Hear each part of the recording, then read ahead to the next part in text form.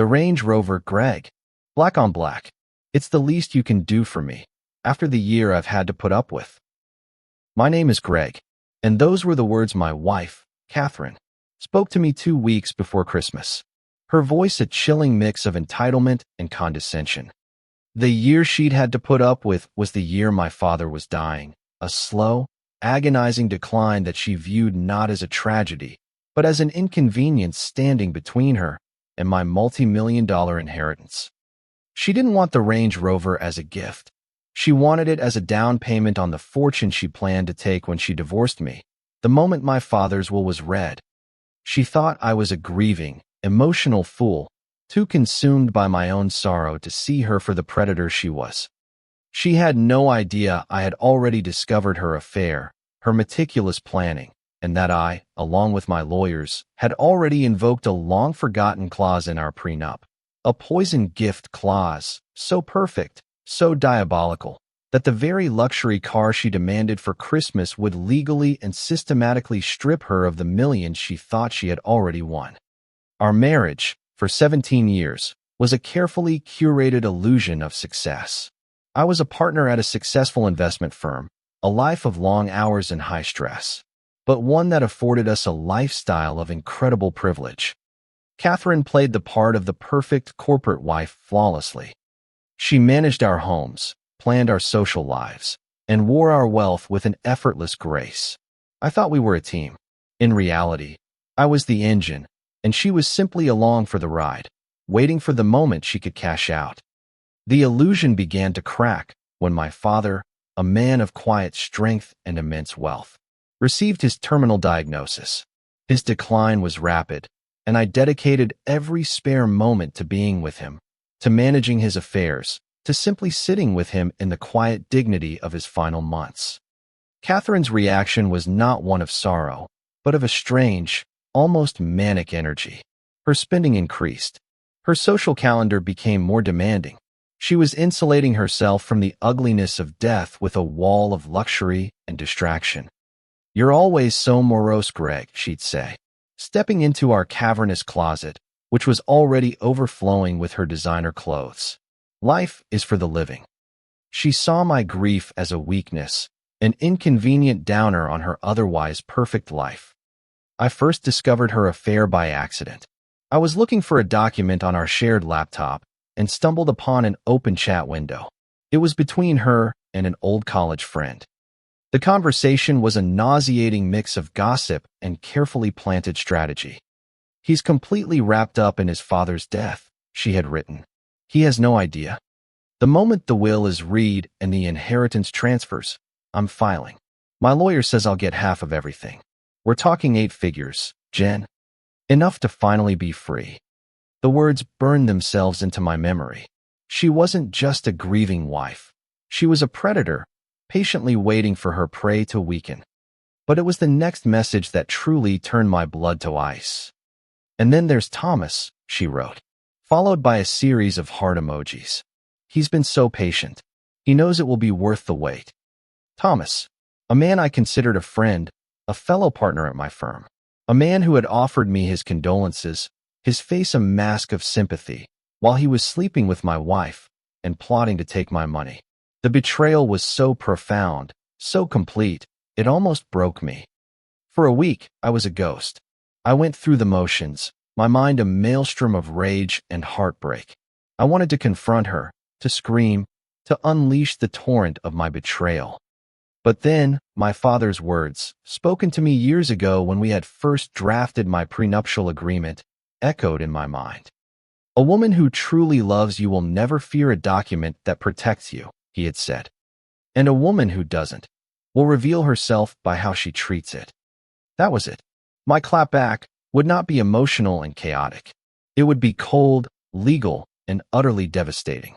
It would be a tribute to the strategic mind of the man she was so callously waiting to die. I retrieved our prenuptial agreement from my safe deposit box. It was a thick, ironclad document my father's lawyers had insisted upon 17 years ago. Catherine had fought it, called it insulting, but had ultimately signed it, likely believing that years of marriage would render it irrelevant. Buried deep within the complex legal jargon was a clause my father himself had suggested, a clause I had almost forgotten. We called it the infidelity and excessive gifts clause. It was a work of legal genius. It stated that in the event of a divorce, if it could be proven that one party had engaged in infidelity, any significant gifts accepted by the unfaithful party from the faithful party within the final 2 years of the marriage would be valued at their full retail price and deducted directly from their final divorce settlement. It was a trap designed to punish a greedy, unfaithful spouse using their own materialism as the bait. And Catherine, with her insatiable appetite for luxury, was about to walk right into it. I met with my own lawyers, a discreet and ruthless team. I showed them the chat logs, the evidence of her affair, and her premeditated plan to seize my inheritance. Their eyes lit up. "This is perfect," my lead counsel, a sharp woman named Ms. Albright, said. "She's already admitted her intent in writing. All we have to do now is let her hang herself with the rope she's demanding you buy her." Our strategy was simple. I would not confront her. I would play the part of the grieving, oblivious husband. And when she made her inevitable, greedy demand for a lavish Christmas gift, I would give it to her. I would give her everything she wanted. And with every swipe of my credit card, I would be systematically dismantling the 8-figure settlement she believed was already hers. The moment came, as I knew it would, 2 weeks before Christmas. We were at a charity gala, a glittering affair filled with the city's elite. Catherine was in her element, laughing, networking, a vision in a diamond necklace I had bought her years ago. As we were leaving, she cornered me near the valet. "Greg," she said, her voice smooth as silk, "we need to talk about my Christmas gift." She pulled out her phone and showed me a picture of a brand new, top-of-the-line Range Rover, fully loaded. "Black on black," she said, her eyes gleaming with a predatory light. "It's the least you can do for me after the year I've had to put up with. Think of it as a down payment on my half of your father's inheritance." I almost choked. The sheer, unadulterated audacity of it was breathtaking. She wasn't even trying to hide her motives anymore. She saw me as a walking bank account, and my father's impending death as a simple liquidity event. I looked at her, my face a carefully constructed mask of weary resignation. "Of course, Catherine," I said, my voice barely a whisper. "Whatever you want." The next day, I went to the dealership. I bought the car. The final price tag, with all the bells and whistles she demanded, was just over $150,000. I paid for it in full, a single wire transfer. I kept the receipt, the bill of sale, the title, every single document. I had the car delivered to our home, a giant red bow on the hood. Her reaction was one of pure, unadulterated triumph. She squealed with delight, kissing me on the cheek with a cold, dry peck. She immediately took a picture of it, posting it on all her social media with the caption, "My husband knows how to treat his queen. #best Christmas ever." She paraded it around to all her friends, a symbol of her status, of her victory. She had no idea she was joyfully showing off the single, most expensive mistake of her life. But she didn't stop there. Emboldened by my apparent submission, her demands escalated. A last-minute ski trip to Aspen with her friends. "I need to clear my head, Greg." A new collection of designer handbags to match the new car. A diamond bracelet she absolutely had to have for New Year's Eve. Each time, I just sighed, nodded, and paid. Every purchase was a nail in the coffin of her financial future. In total, between the car and her other grief-induced extravagances, I spent just shy of $250,000 on her in the final 6 weeks of my father's life. $250,000, every penny of which was about to be deducted from her side of the ledger. My father passed away a week after Christmas. The grief was real and profound. The funeral was a somber, elegant affair. Catherine played the part of the supportive widow-in-law to perfection, dabbing at her eyes with a silk handkerchief. Thomas, my friend, my partner, was there, of course. He shook my hand, his eyes filled with a look of deep, feigned sympathy.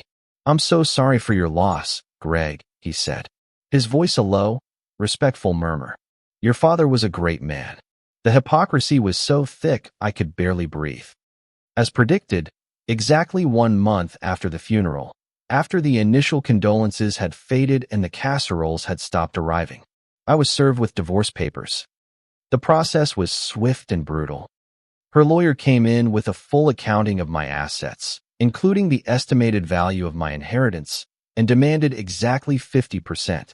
They were confident, arrogant, and completely unaware of the legal storm that was about to break over their heads. The final settlement meeting took place in a sterile, impersonal conference room. Catherine and her lawyer sat on one side, a picture of smug victory. Me and Ms. Albright sat on the other. Her lawyer laid out their terms, a multi-million-dollar demand that left no room for negotiation. When he was finished, Ms. Albright simply smiled. My client is prepared to meet most of these terms, she said, her voice dangerously calm. However, we do have a few adjustments, based on a pre-existing legal agreement. She then slid a copy of our prenuptial agreement across the table. I draw your attention to Clause 17b, the infidelity and excessive gifts clause. I watched as Catherine's lawyer began to read, his brow furrowed in confusion. Then, I saw the moment he understood. His eyes widened slightly, his confident posture deflated. He leaned over and whispered frantically to Catherine, who just waved him off, her face a mask of impatient annoyance. Furthermore, Ms. Albright continued, her voice like ice. We have evidence. She then produced a thick file and began to lay out its contents on the table. Printed chat logs, credit card statements from secret hotel stays. And finally, a series of high-resolution photographs, taken by a private investigator I had hired weeks ago, of Catherine and Thomas entering a hotel together, leaving the next morning. Undeniable, irrefutable proof of their affair. The color drained from Catherine's face. She stared at the photographs, her mouth agape, her carefully constructed world crumbling around her. Where did you get those? She stammered. It doesn't matter where I got them, Catherine, I said, speaking for the first time, my voice devoid of emotion. What matters is that they exist, and they trigger Clause 17b. Ms. Albright then produced the final set of documents, the receipts, the bill of sale for the $150,000 Range Rover, the statements for the Aspen ski trip, the receipts for the designer handbags, the diamond bracelet, every single lavish gift she had accepted while she was actively cheating on me and plotting to take my money.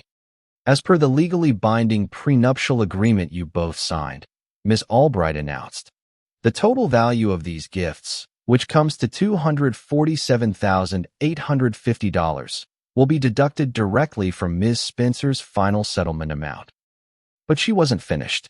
And as for your claim on Mr. Spencer's inheritance, she said, turning to Catherine's lawyer, Clause 17b also stipulates that in the event of proven infidelity, all claims to speculative or future inherited assets are rendered null and void. The inheritance is his, and his alone. The room was silent, save for Catherine's ragged, panicked breathing. Her lawyer was speechless, staring at the mountain of evidence, at the ironclad prenup he had clearly underestimated. Her entire, multi-million-dollar payday, the one she had waited for, plotted for, and betrayed me for, had just evaporated. She wasn't getting half of my inheritance. She wasn't even getting her full half of our marital assets. She was getting her half, minus $250,000. This is blackmail, she finally shrieked. Her voice a shrill, desperate sound. No, Catherine, I said, my voice cold and final. This is a contract. A contract you signed 17 years ago. You just never bothered to read the fine print. The fight went out of her.